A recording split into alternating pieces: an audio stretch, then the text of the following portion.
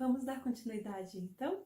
Como dissemos, nós vamos trazer para vocês conhecimento, estratégias para lidar com seu filho, uma linguagem de como comunicar para ele sobre o temperamento dele, para que a gente possa ter uma educação mais eficaz acerca dos temperamentos. Mas então vamos começar nos aprofundando nos conhecimentos. Como que tudo isso começou? Começou no ano 4 a.C., com Hipócrates, grego. Ele era considerado o pai da medicina e ele desenvolveu a chamada teoria dos humores. Não é os humores no sentido de bom humor ou mau humor. São os humores no sentido dos líquidos do nosso corpo, dos fluidos que tem no nosso organismo para o bom funcionamento. Ele identificou no nosso organismo a presença de 4 líquidos principais, que é o sangue, o fleugma, a bile amarela e a bile negra. Ele usava este conhecimento para poder desenvolver ali terapias medicinais naquela época.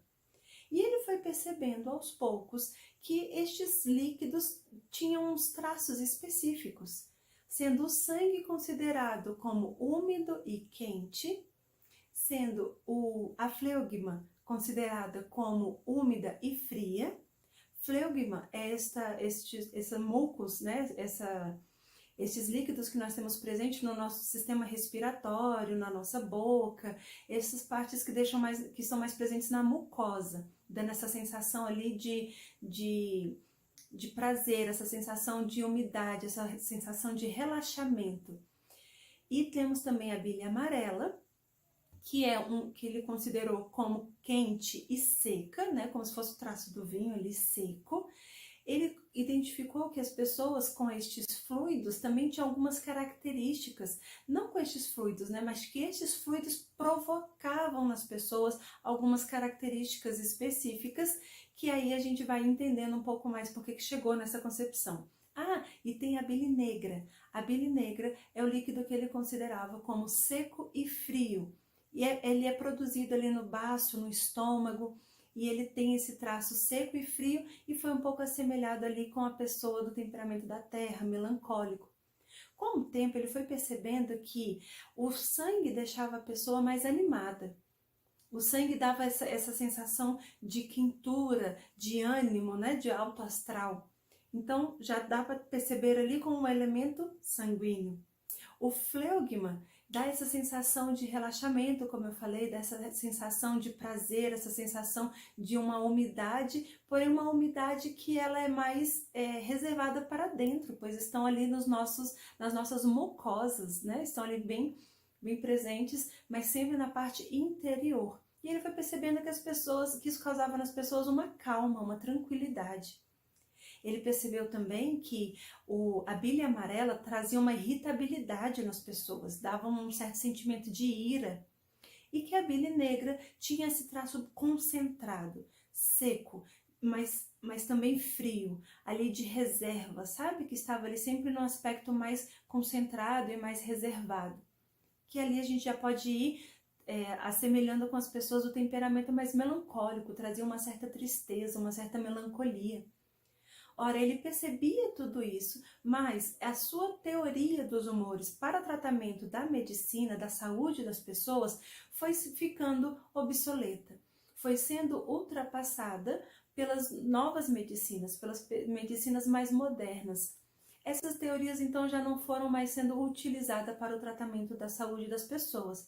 Porém, o conhecimento simbólico que tudo isso trouxe foi de tanta riqueza que, filosoficamente, isso continuou sendo tratado e sendo percebido, pois eles identificavam, de fato, o comportamento humano das pessoas que se assemelhavam sempre nessas 4 características. Ou mais animada, aquela pessoa que já é mais alto astral, mais expansiva, mais quente, porém também mais envolvente, né? Por ser úmida, estava ali mais acerca na percepção de todos ao seu redor, acolhendo também a todos como o sangue a todos os órgãos. E eles foram percebendo essas características análogas, e isso foi trazendo um certo conhecimento da humanidade. eles perceberam ali no fleugma, né, nas pessoas, o que este líquido provocavam nas pessoas, que trazia um pouco mais essa calma, trazia um pouco mais essa reflexão, essa interiorização. Então, eles foram percebendo que tinha pessoas que se assemelhavam analogamente também com os traços daqueles líquidos. A pessoa da bile amarela, né, que a provocação que a bile amarela provocava nas pessoas, da ira, da irritabilidade, dessa coisa mais marcante, então assemelhavam-se àquelas pessoas que eram mais expansivas, mais quentes, porém muito marcantes, muito impetuosas, de uma forma falar mais firme, mais determinada. E eles perceberam que da bile negra eram aquelas pessoas ali mais concentradas, geralmente mais centradas, geralmente mais reservadas, que não era aberto para acolhimento de todos, que não é aberto para exposição a todos.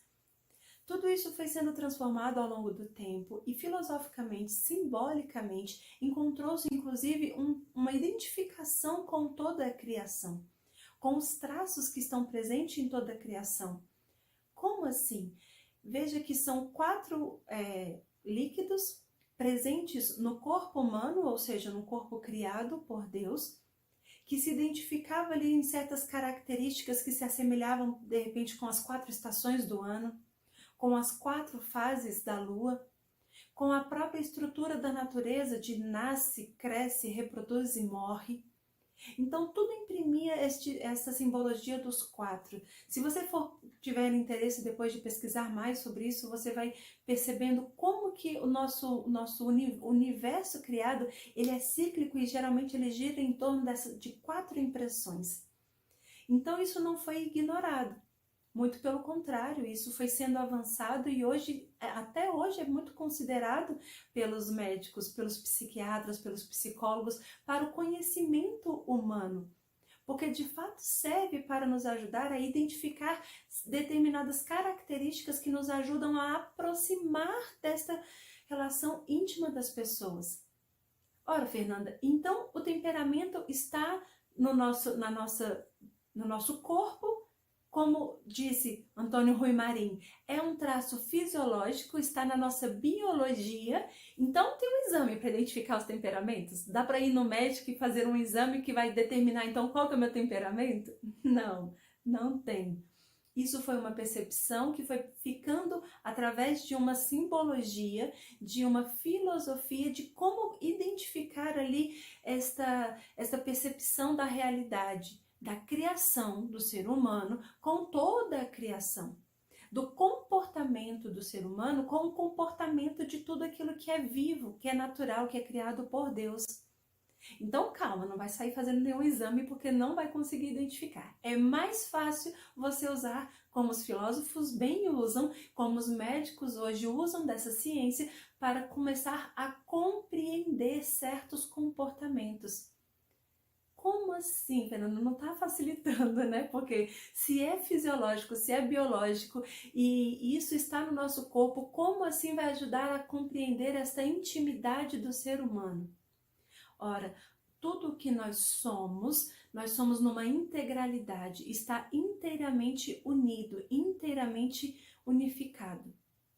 Como diz no Catecismo da Igreja Católica, eu quero ler para vocês, traz aqui para a gente compreender melhor como que se dá esta realidade que é biológica, tem um encontro íntimo, interior a nós.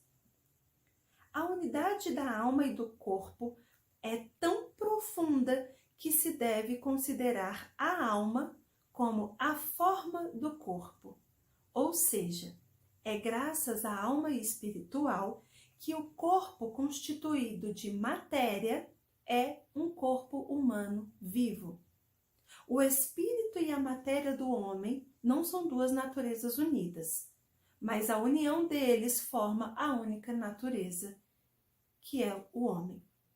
Eu quero que a gente se apegue aqui um pouco mais a unidade da alma e do corpo. É tão profunda que se deve considerar a alma como a forma do corpo. É por visto que uma realidade que está no nosso corpo, na nossa constituição fisiológica, ela reverbera no nosso comportamento como um todo, naquilo que entra na nossa alma, daquilo que sai da nossa alma, daquilo que é íntimo a nós, pois estamos tão perfeitamente unidos, tão intimamente unidos, tão plenamente unidos, que um não existe sem o outro nessa percepção da vida humana aqui neste mundo, neste tempo real em que estamos. Um dá forma para o outro. A forma da alma é o corpo. A forma é como se a forma do corpo, né? Quando você olha para uma pessoa, você não olha simplesmente para aquele corpo, a menos que você esteja vendo uma percepção toda estética. Vamos colocar aqui quando você olha para a sua mãe. Você não vê ali só uma forma de matérias. Você vê a sua mãe. Você vê uma alma, você vê uma interioridade. É desta maneira que o temperamento se une em nós e nos marca de tal maneira que nos ajuda a chegarmos dentro de nós. Fernanda, está no corpo, é biológico, isso é adquirido como? Se nasce conosco, não está na nossa alma, está no nosso corpo, como que então isso é adquirido? Isso não é adquirido, isso nos foi dado. Mais um motivo para eu perceber que isso foi dado, sabe qual é? Que não tem como saber uma categorização sobre qual pai junto com qual mãe vai dar qual temperamento. Não temos como garantir que o pai fleumático junto com a mãe melancólica vai dar um filho sanguíneo. Aqui em casa, por exemplo, eu sou do temperamento sanguíneo, meu esposo é do temperamento melancólico, o meu filho mais velho é do temperamento colérico e o meu filho mais novo é do temperamento fleumático. E se nascer um terceiro filho, e se Deus queira, né, com a graça dele, que venha um terceiro filho, não temos como garantir qual temperamento que ele vai nascer. Mas com certeza vai nascer um dos 4, porque só tem esses 4 temperamentos para se categorizar. Um desses 4 temperamentos nós vamos receber. Nós vamos receber desde que nascemos, e nós vamos viver com eles até o dia que morremos. Ora, por que eu estou trazendo toda esta abordagem para você? Para mais uma vez entendermos que existe em nós uma realidade da qual nós precisamos deixar sobressair acerca do nosso temperamento, porque ele não pode nos limitar. Ele não pode, então, determinar quem eu sou. Eu não posso ficar refém dos meus traços, porque nasci com ele, então agora eu tenho que ficar com ele, não tem mais o que fazer, pronto, acabou. Não. Justamente por ter uma alma, por termos uma alma intelectual e termos também a realidade do espírito, que, como diz aqui, li para vocês e repito, se vocês quiserem depois está lá no Catecismo da Igreja Católica, número 365, aqui no finalzinho diz: o espírito e a matéria no homem não são 2 naturezas unidas, mas a união deles forma uma única natureza. Nós temos a nossa alma que busca pela bondade e pela verdade. E a bondade significa que eu preciso usar este meu temperamento para fazer o bem. Eu não posso deixar com que este temperamento venha me aprisionar e me dominar. Eu também tenho dentro da minha alma que busca a verdade. Então eu preciso conhecer para ter mais liberdade de ação. E, sobretudo, existe a nossa realidade espiritual. Temos o Espírito que nos inspira a crescermos cada vez mais, a nos superarmos cada vez mais. Como dizia Santo Agostinho, conheça-te, aceita-te, supera-te. Quero que você conheça que o temperamento é um conhecimento muito pequeno acerca de nós, mas é um conhecimento. Precisamos conhecê-lo, precisamos entender este temperamento, precisamos aceitar este temperamento e precisamos fazer o que podemos para superar aquilo que ele imprime de negativo em nós. Não ficar preso a esta realidade acerca daquilo que está para nós, porque nós podemos ser muito maiores do que isto. Isso significa que o temperamento, eu até quero ler aqui para vocês uma definição pessoal acerca de tudo que eu consegui estudar sobre os temperamentos, de que o temperamento trata-se de uma estrutura predominante em nós. É um traço que categoriza os nossos comportamentos, que demonstra como que nós vamos nos relacionar com o mundo, como que nós vamos receber essas informações e como que nós vamos entregar as informações que estão dentro de nós.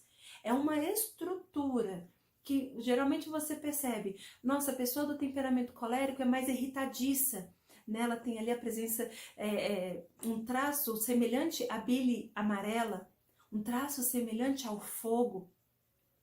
Nossa, nós vamos perceber que a estrutura da pessoa do temperamento sanguíneo é uma estrutura mais espojada, mais extrovertida, menos marcante, né? Aquela pessoa que bate, é intensa, mas não dura por muito tempo a impressão.